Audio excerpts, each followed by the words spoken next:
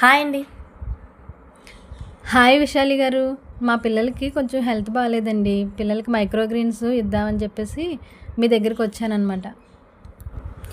సరే అండి, ఉన్నాయి. వీటిలో అండి విటమిన్ ఏ, సి, కే అధికంగా ఉంటాయండి. శరీరానికి అవసరమైన మినరల్స్, ఐరన్, మెగ్నీషియం, కాల్షియం ఉంటాయి. డయాబెటిస్ మరియు కొలెస్ట్రాల్ కంట్రోల్ చేస్తుంది. ఇవి పిల్లలకి చాలా హెల్త్గా ఉంటాయండి. మీరు ఇవి ఇవి మీ పిల్లల బ్రేక్ఫాస్ట్లోకి, లంచ్లోకి డైరెక్ట్గా కర్రీలోనే వాళ్ళు తినేటప్పుడు ఇవి చిన్న చిన్న పీసెస్ని కట్ చేసి వాళ్ళకి ఆ కర్రీలో కలిపిస్తే వాళ్ళు ఈజీగా తింటారు. ఫైబర్ అధికంగా ఉండడం వల్ల జీర్ణ వ్యవస్థ బాగుంటుంది. ఇమ్యూనిటీని పెంచే శక్తి ఉంటుంది.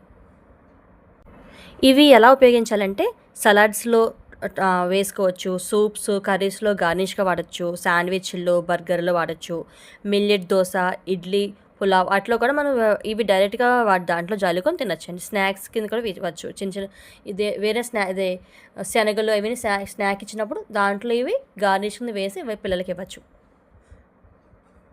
లేదా మీరు పచ్చడి లేదా చట్నీలో కూడా ఇవి కలిపి ఇవ్వచ్చు. ఇవి 2 లీవ్సే ఉంటాయండి. ఈ 2 లీవ్సే చూడండి, ఇవి 2 లీవ్స్ వస్తున్నాయి. ఈ 2 లీవ్సే రావాలి. ఇంచుమించు ఎక్కువ వెళితే దీని యొక్క విటమిన్స్ అందవు. మనం ఏ విత్తనాలు వేసినా రెండే ఆకులు రావాలండి.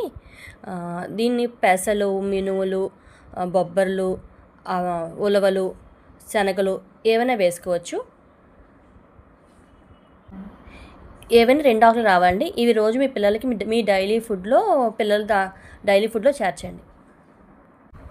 ఇవి మీకు ప్యాక్ చేస్తా అండి. మీ పిల్లలకి ఇవి న్యూట్రియంట్స్ బాగా అందుతాయి. ఇవి తీసుకోండి. థ్యాంక్ యూ విశాలి గారు. మా పిల్లలకి ఇవి ఖచ్చితంగా వాడతాను. థ్యాంక్ యూ సో మచ్ అండి.